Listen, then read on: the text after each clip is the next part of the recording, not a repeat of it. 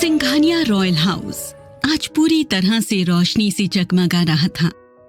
आज उनके बेटे अधीर की शादी सिंघानिया ग्रुप ऑफ इंडस्ट्रीज की इकलौती बेटी झलक सिंघानिया से जो हुई थी। मिस्टर एंड मिसेस सिन्हा अपनी नई बहू झलक का जोरदार स्वागत करते हैं, पर अधीर पूरी शादी थोड़ा उखड़ा उखड़ा रहता है। वो झलक को अपनी गोद में कमरे तक ले जाने वाली रस्म के लिए भी नहीं रुकता। मौके को संभालते हुए झलक को अधीर की कजन बहनें उसके कमरे तक ले जाती हैं और रास्ते भर खूब छेड़ती हैं। शादी की पहली रात का इंतजार तो हर लड़की को होता है, पर हमारी झलक का इंतजार थोड़ा अलग था। उसकी शादी जिन हालातों में हुई थी, उसका ऐसा इंतजार करना लाजमी था।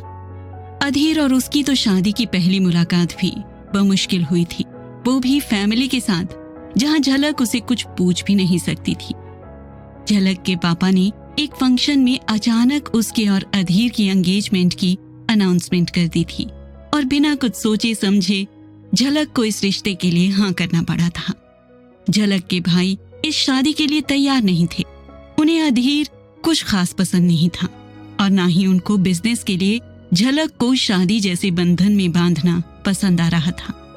पर झलक को अपने पापा के इस फैसले से खास दिक्कत नहीं थी।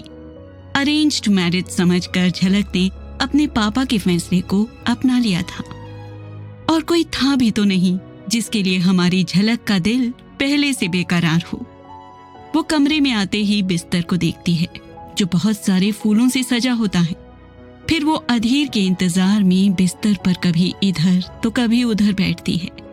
बहुत देर तक जब अधीर नहीं आता तो वो अपने भारी जेवर और लहंगे को चेंज करके एक स्लिप नाइट गाउन पहन लेती है और खुद को आईने के पास खड़ी होकर देखने लगती है।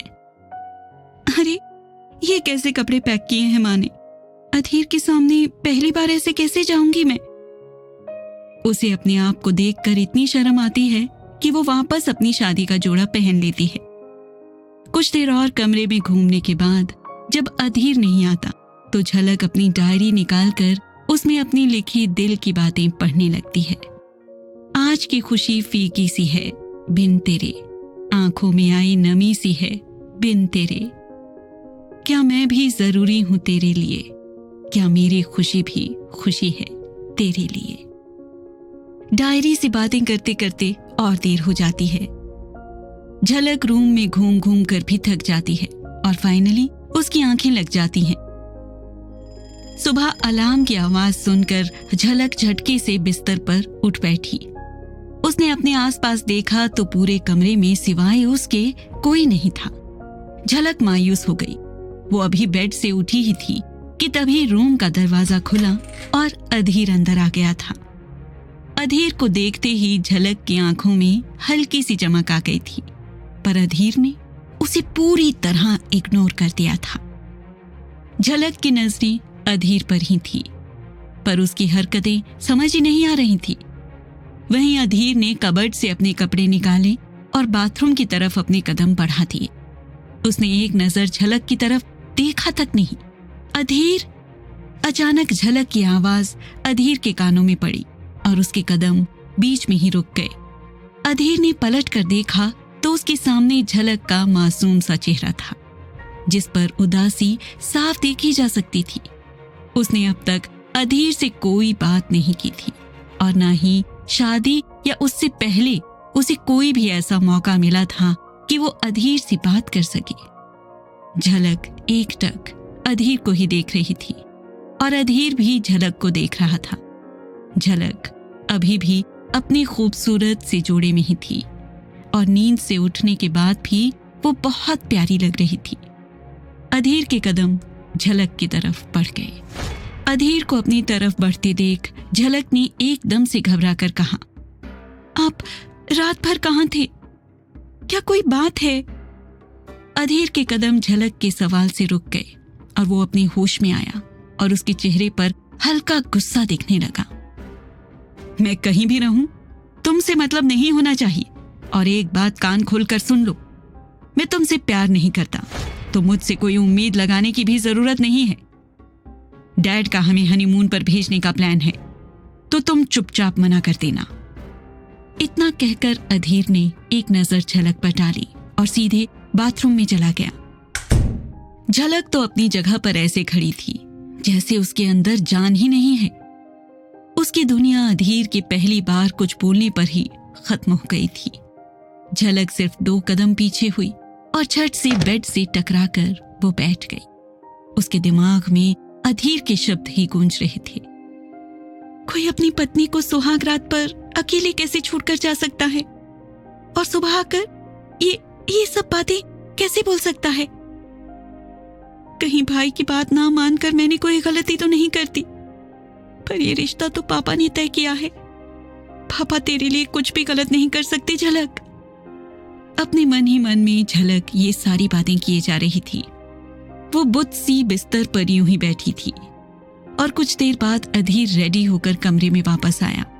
झलक को ऐसा बैठे देख उसने झलक के पास आकर गुस्से से कहा, जो भी मैंने कहा उसका जिक्र भी किसी के सामने किया ना तो बहुत बुरा होगा। जाकर रेडी हो जाओ। कहकर अधीर जोर से दरवाजा बंद कर रूम से बाहर निकल गया। झलक जो अब भी सदमे में थी तैयार होकर नीचे जाती है और अपनी अच्छी बहू होने के सारे फर्ज निभाती है। वो अधीर के साथ हुई सारी बातों को भूल तो नहीं पा रही थी, पर जब उसके सास ससुर ने उसे हनीमून के लिए जिद किया तो वो मना नहीं कर पाई। उसे भी लगा कि अधीर के साथ अकेले में वक्त मिलेगा तो वो उसके मन को समझ पाएगी, इसलिए उसे हनीमून पर जाना सही लगा। वहीं अधीर गुस्से में लाल हो जाता है पर सबके सामने कुछ नहीं कहता। ग्रीस पहुंचने से पहले भी झलक अपने नए नए बने रिश्ते को ठीक करने की बहुत कोशिश करती है, पर उसके हाथ कुछ नहीं लगता। अधीर का वक्त भी नहीं। ग्रीस पहुंचते ही झलक अधीर के लिए ग्रीस की बेस्ट वाइन शॉप से वाइन ले रही होती है कि उसकी नजर सामने की कॉफी शॉप पर पड़ती है। वहां अधीर एक प्रेग्नेंट औरत के साथ था। उन दोनों की नजदीकियां उनके और अधीर के रिश्ते की दूरी को समझा रही थी। अधीर ने भी झलक को उसकी ओर देखते देख लिया था और वो उसे दिखाने के लिए अपने साथ बैठी प्रीति को किस कर देता है। झलक ये सब देखकर बर्दाश्त नहीं कर पाती। उसकी वो दुनिया जो सुहाग रात के बाद वो जैसे तैसे हनीमून ट्रिप तक वो समेटे हुए थी, वो उनको साथ देखते ही बिखर जाती है। वो वहां से उसी पल वापस आना चाहती थी, पर उसे कुछ समझ नहीं आता। आगे पूरे हनीमून में प्रीति भी उनके साथ थी और वो अधीर के बिल्कुल करीब। झलक इन दिनों कमरे से बाहर ही नहीं आई थी। उसे अब पछतावा हो रहा था कि उसने यहां आने के लिए हामी भरी ही क्यों थी। झलक के कमरे के बगल में ही अधीर और प्रीति का कमरा था। वो दोनों ही असल में यहाँ एंजॉय कर रहे थे। झलक को अब इन सब में उसकी खुद की ही गलती लग रही थी। उसने कभी भी जानने की कोशिश नहीं की कि अधीर क्या चाहता है, पर वो उसे बता तो सकता था। झलक अपने कमरे में बंद 2 हफ्ते इन्हीं सब के बारे में सोचती रही। जब लौटने का वक्त आया तो झलक ने अधीर के पास जाकर धीरे से पूछा, अधीर, आखिर आप मुझसे क्या चाहते हैं? डिवोर्स। अधीर ने बस ये एक शब्द कहा और झलक की आंखें आंसुओं से भर गईं।